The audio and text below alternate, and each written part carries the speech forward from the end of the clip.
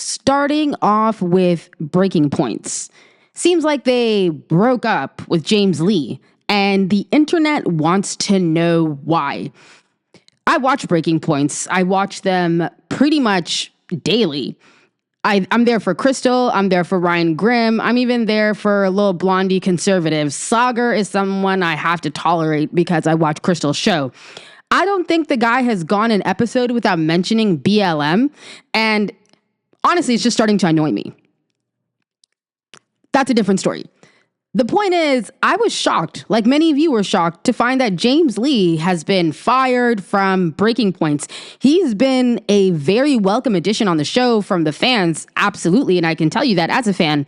I love his investigations, I love the work he does, and I used to love the episodes that had James Lee. So when I saw that that announcement, I was a little bit surprised, but something that happened a few days before had kind of prepped me for maybe this eventuality. I'm talking, of course, about the video he posted about 9 days ago now. Today's the 3rd of December.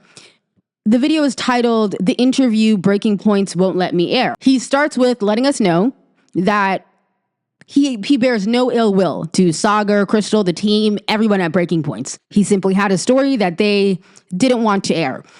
Basically, what it boiled down to, according to James Lee, was legal couldn't clear the story for them. Okay, I get that.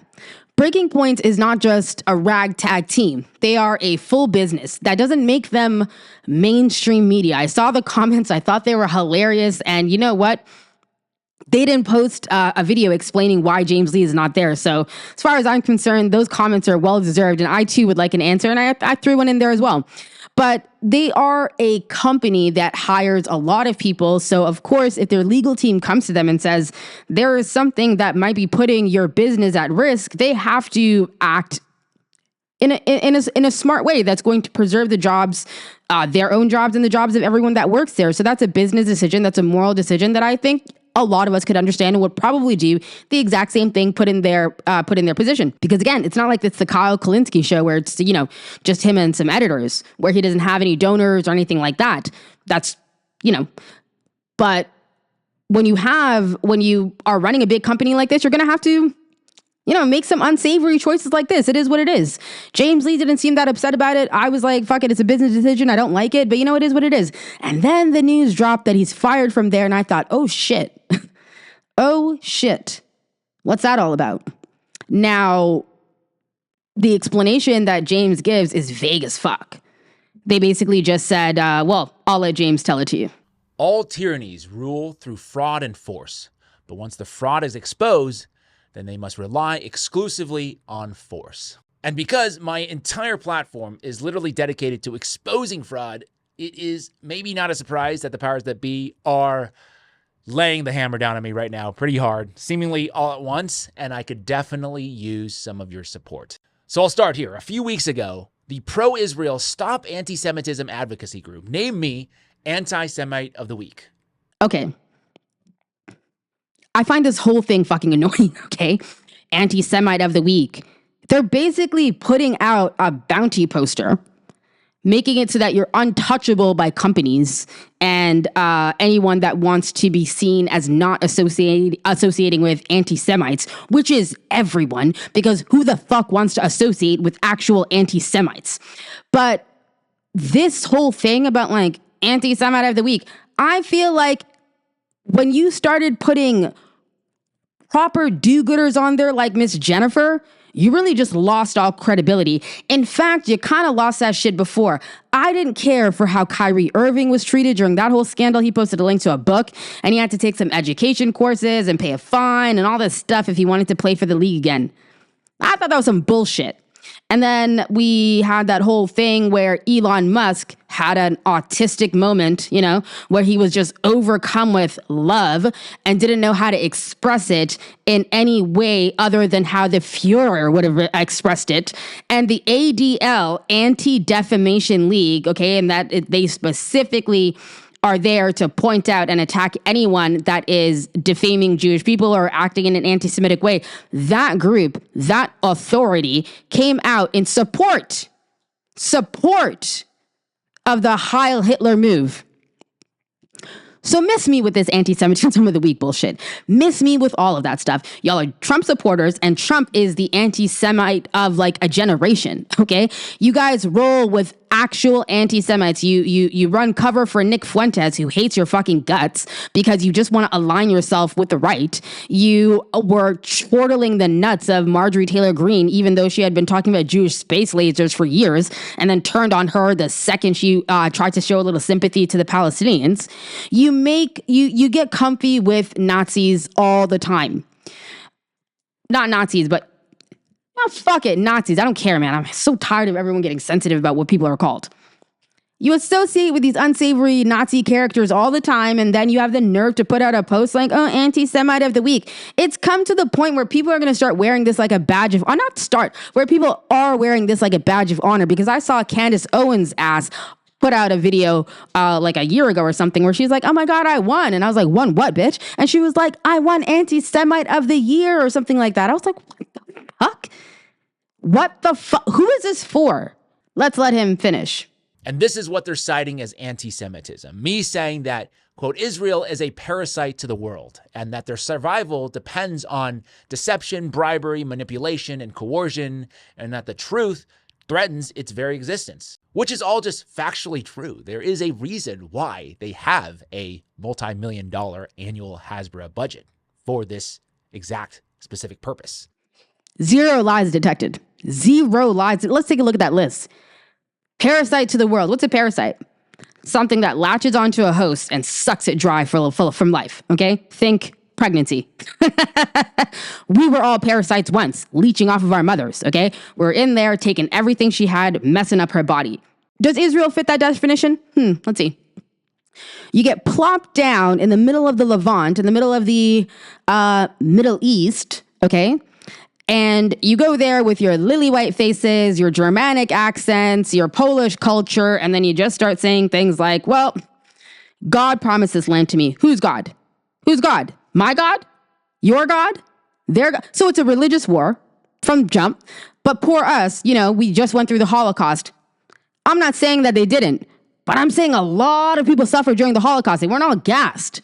But I don't think to a family member it matters if you lost your loved one through torture or just like dying in a war. Russia lost like 25 million. 100 million people died in that war.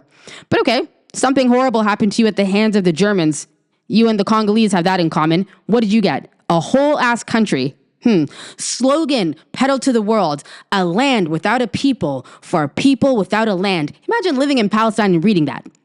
Because that was it. That's what was happening. You probably would have just spat out your tea and been like, what the fuck did I just read? Yeah. So, parasite to the world. Do they take more than they get? Yeah, absolutely. Absolutely. Do they steal things from the host? There are certain things that we can't say around here anymore in Canada.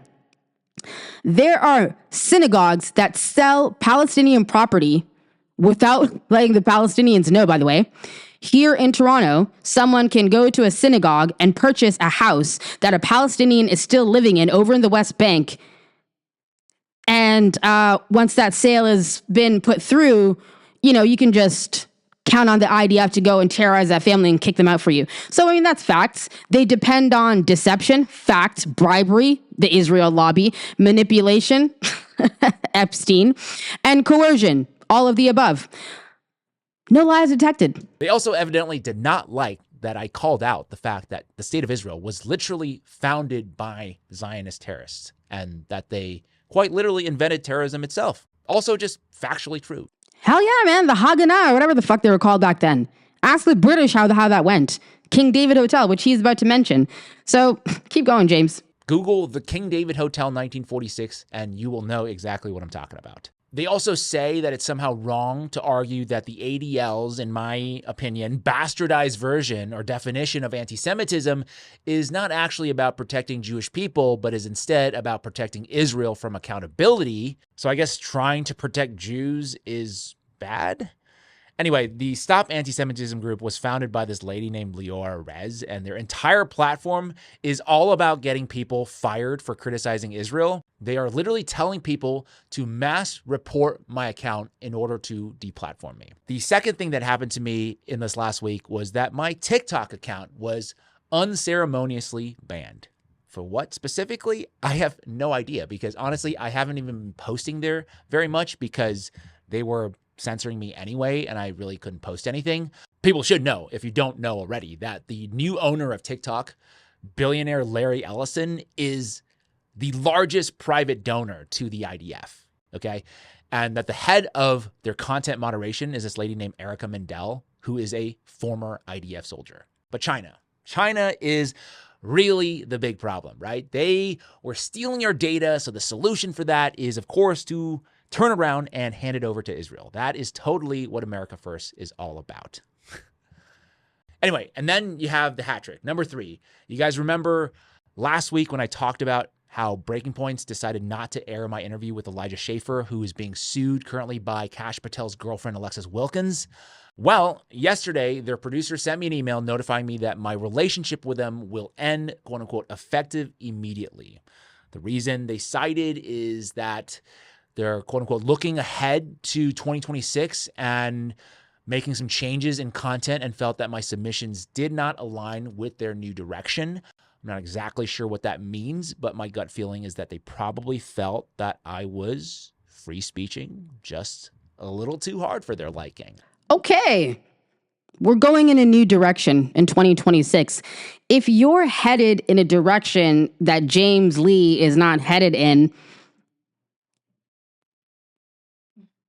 that's awkward, okay? Because people like James Lee for a reason.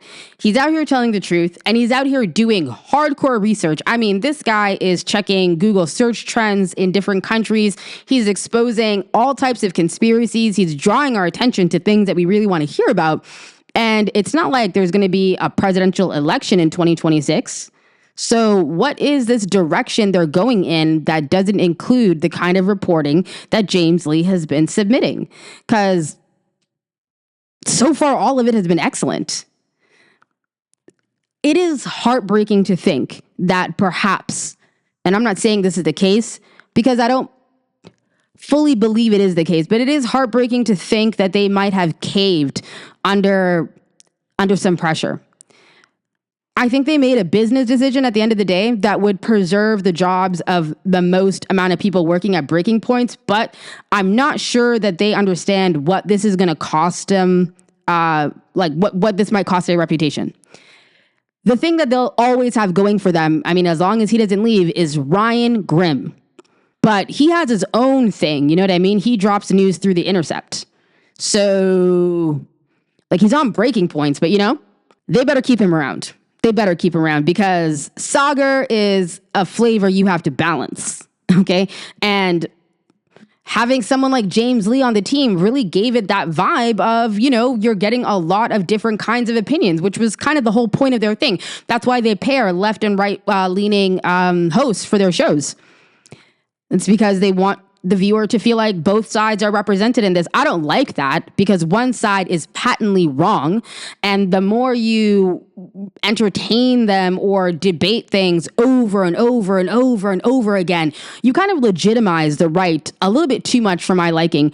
I think that it's a strategy for them. There's not a lot of shows out there like it. There used to be another one, I'm forgetting the name now, but left-wing podcasting space, left-wing news media, so-called independent media is really taking a beating because Brian Tyler Cohen and that whole scandal with Chorus was already a gut punch. Okay.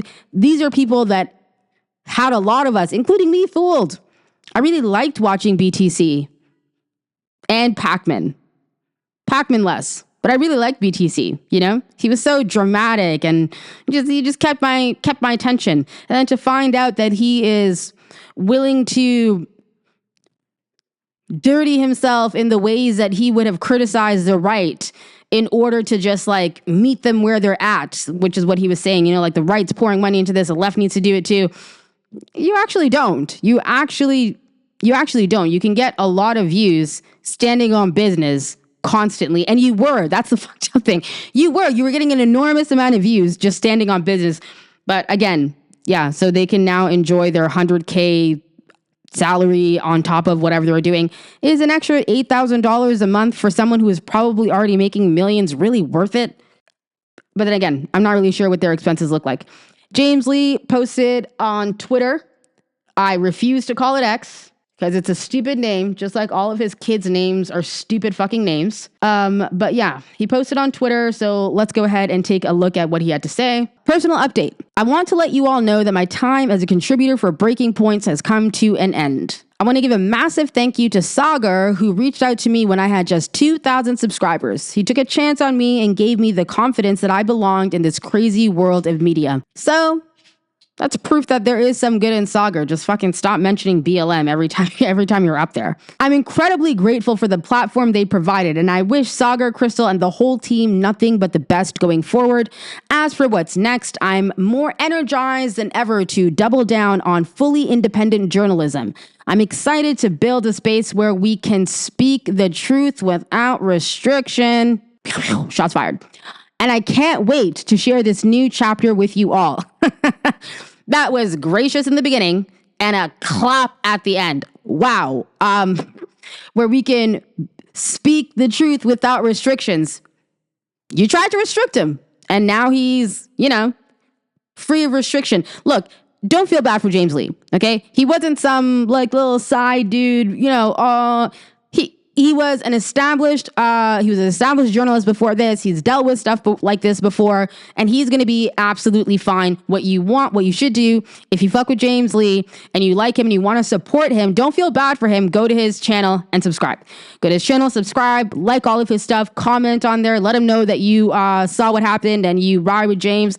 Go to his Twitter, wherever, throw him a couple of dollars. That's what you want to do. Don't just feel pity for the guy. He's a very, very, very talented man, and wherever he winds up, he's going to do something amazing, and we should all look forward to that. But yeah, Breaking Points, ooh, that's weird, man. It's weird. And then the best part, like I said, I watch Breaking Points every day, and usually I get into the comment section if I want to just see how are other people feeling about this, or sometimes if I'm bored, I go in there just to read the Sagar comments.